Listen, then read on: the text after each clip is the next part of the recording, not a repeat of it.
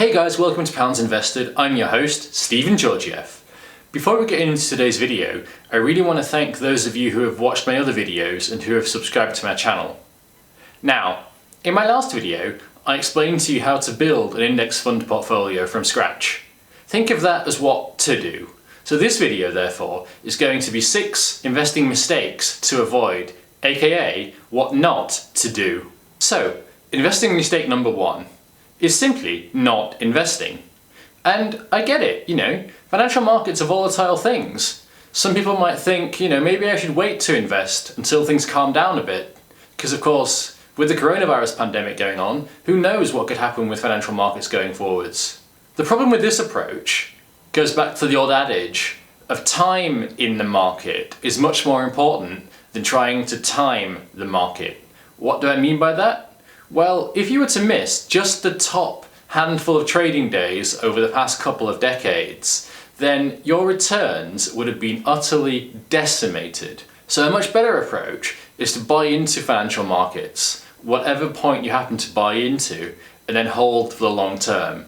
As we can see from this other chart right here, investing returns over a long period of time have trended in one direction, upwards. Now, one of the reasons that a lot of would-be investors are quite apprehensive about investing, and another reason I completely understand, by the way, is that having cash in the bank provides a sort of emotional and financial safety net, where people tend to say, oh well, I have cash in the bank, I'm absolutely fine going forwards, why would I need to incur risk and invest and risk losing the cash? Well, as we can see from this chart right here, over the past couple of decades, in fact just during my own lifetime, the value of the pound has fallen by almost 50%.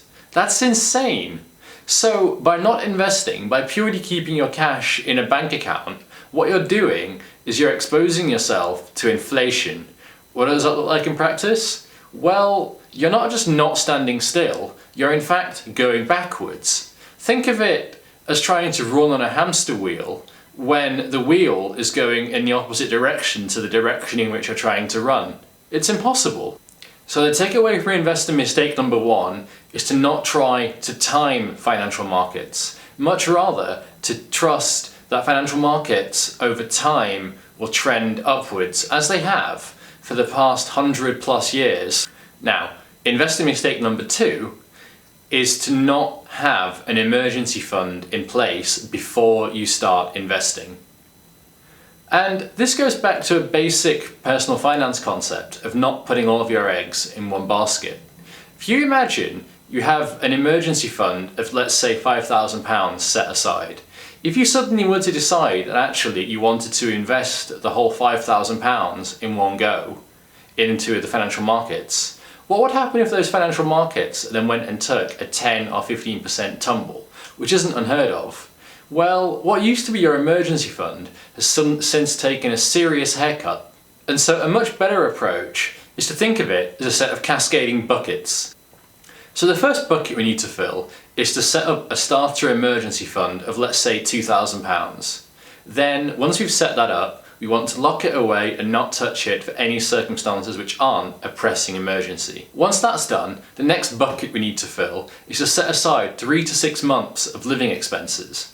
And that's really important because emergencies do happen, particularly in these uncertain times. People could be faced with layoffs. And the last thing you want is to have to sell your investments at a loss because you don't have a big enough or even any emergency fund in place first. So the takeaway from investing mistake number 2 is to first set up an emergency fund. It need only be a few £1,000s at the very beginning, and then we can set up a longer emergency fund targeting 3 to 6 months expenses, following which we can start investing. Because like I said, we don't want to have to sell our investments at a loss just to fund a pressing emergency.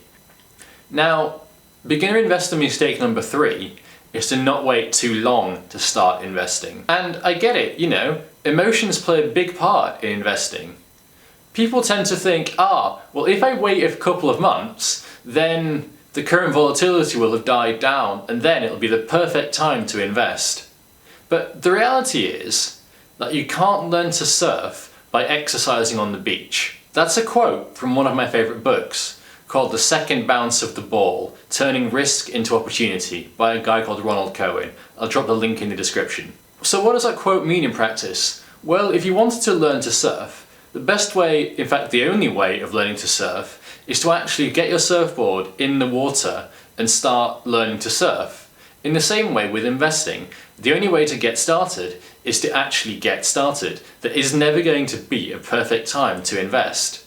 As soon as you think, financial markets have bottomed out, now's the good time to get in, what's actually more likely to have happened is they'll have bottomed out a few weeks or even a couple of months ago. So that brings us very neatly into beginner investor mistake number 4. Beginner investor mistake number 4 is to invest everything in one go. A much better approach is to use what's called pound cost averaging. So let's say you have £10,000 that you've set aside that you want to invest in financial markets. A much better way of doing it, rather than throwing everything in one go, would be to use a technique called pound cost averaging. What would this look like in practice? Well, it would look like maybe investing £1,000 or £2,000 per month for 5 or 10 months. That would mean that you get an average entry cost into the market, rather than having to accept one cost as being a cost of entry and then dealing with the consequences later. Because of course the last thing we want is to invest everything we intend to invest in one go and then see financial markets drop substantially. So a much better approach is to drip feed money into the financial markets so that your average entry point smooths out any short-term volatility over a period of months while you're investing. Beginner investor mistake number 5 is to not have had a strategy in place beforehand. I'm sure you'll agree, when you get into a car to start driving somewhere, you don't do that without having a destination in mind first. It works the same way with investing. So there are a couple of questions which you should seek to answer before you start investing. The first one, of course, is what's my aim? What do I want this money to achieve? Am I saving for my children's university fund over, say, a 20-year time period from now? Am I saving for early retirement, being in my early to mid-20s? Do I want to retire in 10 years? Or am I happy to invest over the long term of over 30 or more years and then retire at the retirement age prevailing at that time? These different investment aims will lead to different investment strategies. Now, a similar concept to having an investment strategy in place before you start is having a risk tolerance established before you start. What does this mean? What this means is that you have a particular level of risk in your investments which you're willing to tolerate. So this could be something incredibly safe and low risk, like government bonds, or it could be something slightly more risky, like an investment fund, or it could be riskier still, like investing in single companies. And unless you have an idea of A, where you want to go with your investments, and B, how much risk you're willing to take in order to get there, you're going to make mistakes because you don't have a clear strategy in place that you can follow. In my last video, I spoke about how to build an index fund portfolio from scratch. I also covered why index funds are such a good way to invest over the long period of time. If you haven't seen that video yet, click the card up here, go and watch that video, and then come back and finish watching this one. That way, you'll know exactly how to build an index fund portfolio, including what some strategic approaches that you could take are, and how also you can start to think about a risk tolerance which you're happy with. Now, on to investor mistake number 6. One other important fact to realise when building an investment portfolio is that investments do not operate in a vacuum. Investing is, of course, subject to taxes, along with investment fees. Now, if you see my previous video, you'll know that the fees should be kept low, ideally no more than 0.4% per annum. And equally, we should avoid paying entry or exit fees with our investments. Taxes are a slightly more complicated issue. But in the UK, there are 2 main ways in which you can shield your investments for tax purposes. Number 1 is to invest through an ISA. This is where you're allowed to invest up to £20,000 per year free of income and capital gains tax going forwards. You can wrap this into a financial markets investment through what's called a stocks and shares ISA.